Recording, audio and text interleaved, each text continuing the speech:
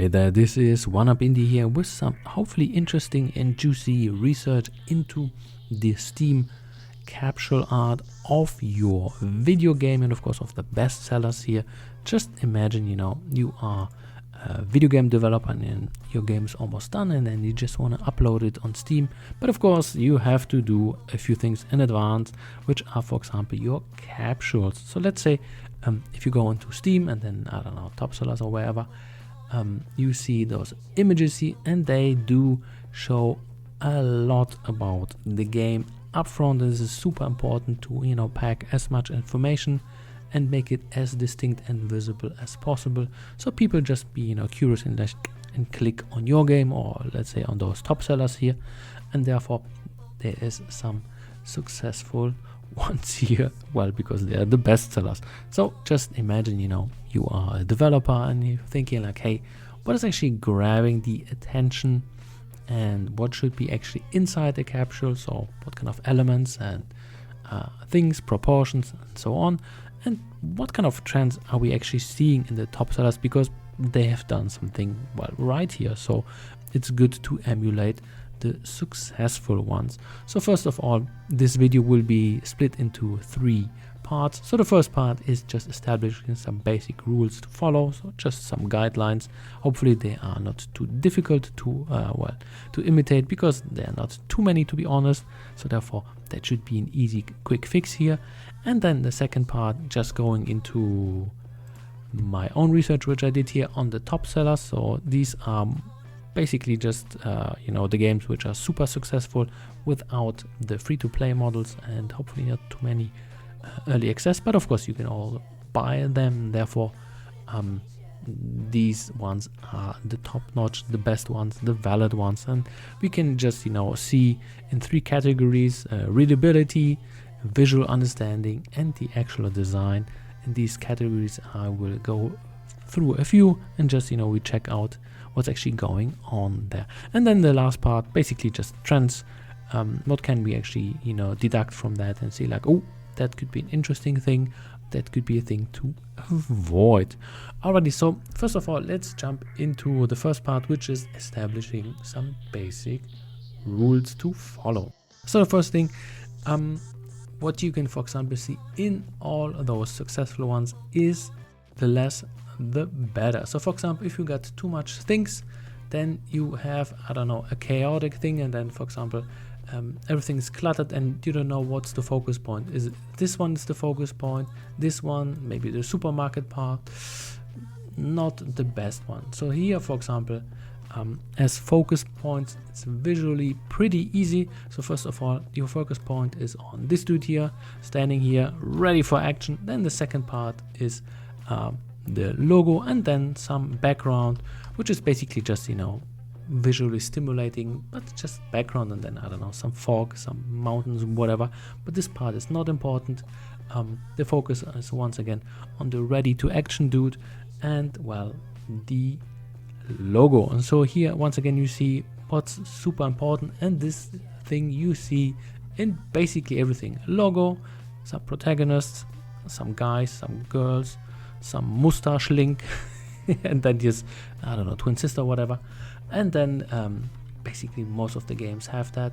Once again, visual center point, one prop, one logo, and then I don't know, some background in the background, which is nice to see. So here visually very distinct, and this is very important because once again you need to have composition of things which look nice. So therefore there's a hierarchy of elements. This is the second part. So here first part, second part, and then the last part.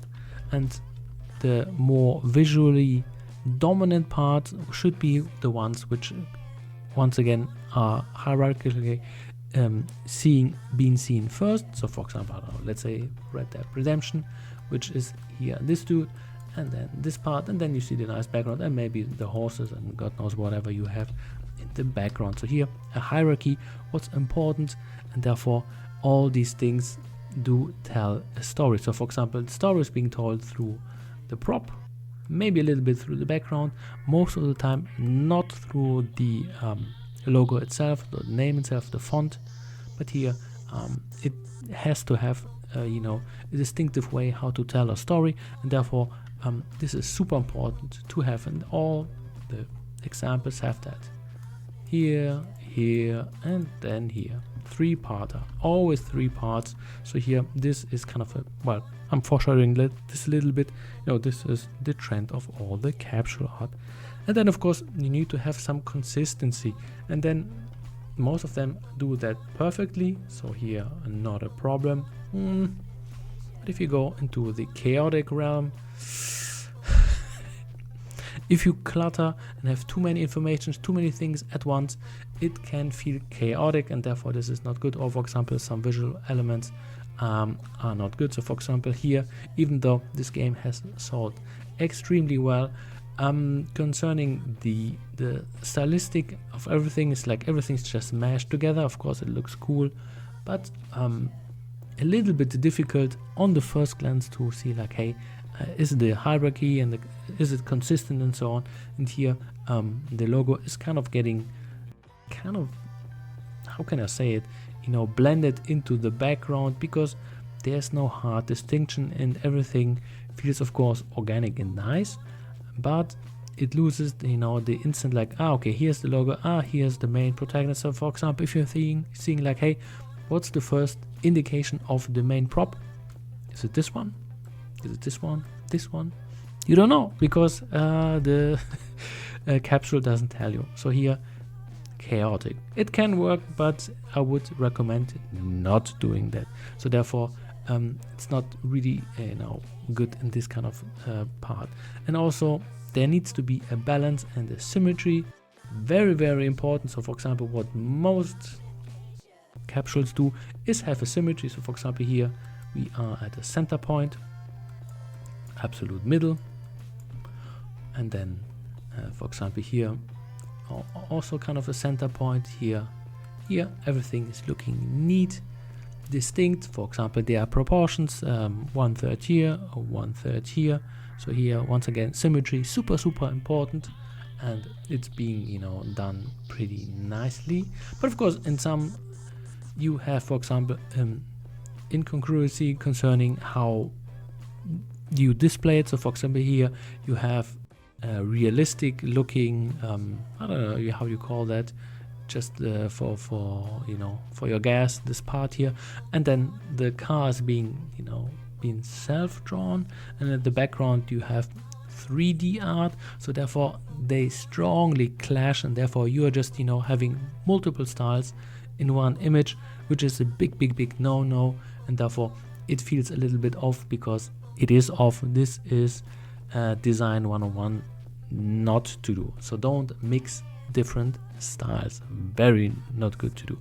Alrighty, so that would be, for example, the things which are super important as basics. So first of all, less is more. So for example here, just one car, and maybe as a background here a few more cars, but this one is in the focus. Then the second part is on focus points is your logo, and then the rest is just background and telling a story. Hopefully, of course, you don't have to. So for example, some games don't do it at all, they just do something like this.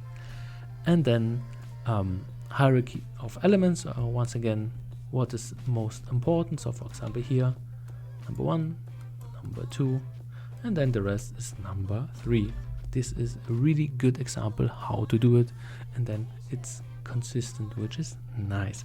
And then of course some balance and some symmetry. So once again, everything needs to be in its point. For example, you need to have space here and here to look organic. So let's say if they just put the logo on the top left, it could look a little bit off, but here it is centered on one imaginary horizontal line, and therefore it does look good. So for example here also in the center, it's looking nice. So for example, if you just put it a little bit to the left or to the right, it would instantly look a little bit off. So here symmetry and balance is super important, and of course then this is then pretty much it.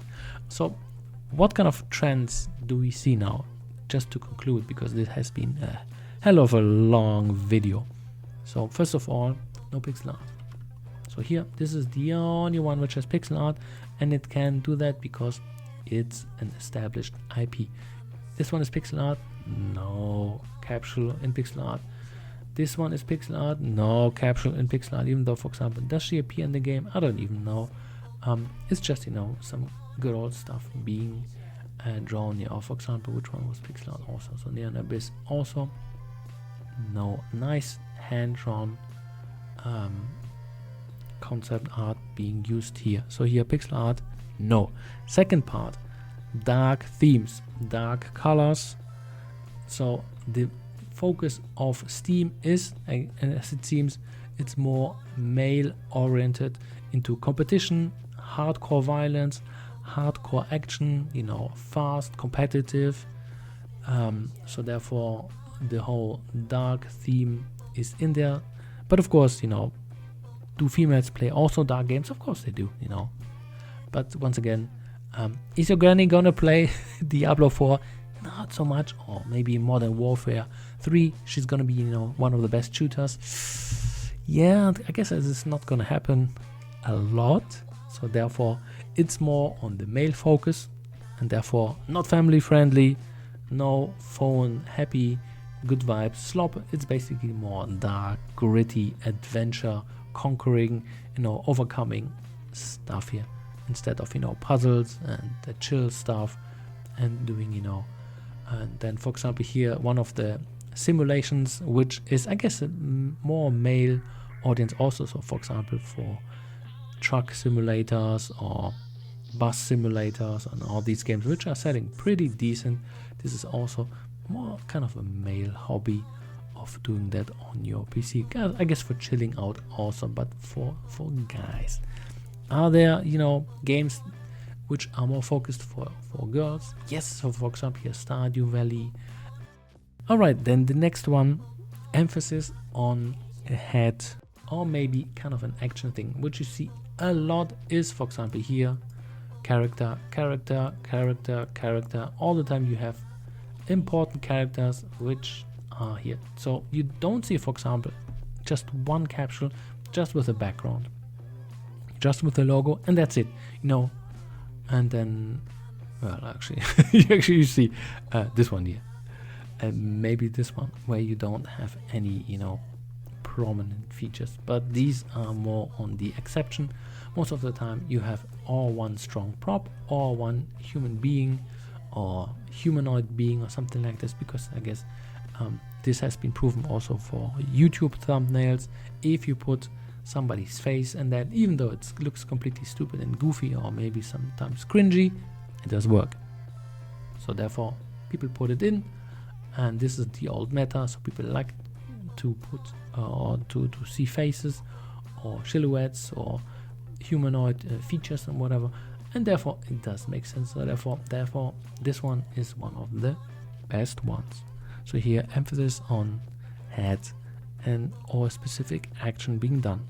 Then of course household names can get away with that kind of stuff, because Skyrim slap kind of a logo on that of a dragon or whatever that is, name, and boom, sold out. Looking good, and it does work. So they can get away with a lot of stuff if they want to. Then what you see, the text is mostly in white, golden, orange, brownish. So for example you see here it's gold, here it's darker brown, goldish, brownish, gold. And then rarely you see black. Where do we have a black? So here on Counter-Strike. And yeah, as you can see, I'm a little bit struggling. And then Crusader Kings, because the background is whitish. But mostly text in contrast to everything else as white, which is important because it's super readable. So you just instantly know, hey, this is the text. This is the text. For example here, it does a little bit disappear in that. Or for example, where does it disappear also? So for example on Baldur's Gate, a little bit, you know, not too much. Or Valheim, it does disappear a little bit, and therefore, or here it almost completely disappears, which is not good. And then the next one, if you have no idea what to put on, have one prop, the name, and some fluffy background of clouds, some fog and so on. Always looks good. It's not too difficult to do. You can just make it with AI slop if you like, and it will work out pretty nicely. So here, fog, always good, or you know, some, I don't know, nice weather, or for example here, kind of a background of, I don't know, you know, some open skies here, open skies. So this is always good. And then the last part, which is all the top games. These are all top sellers.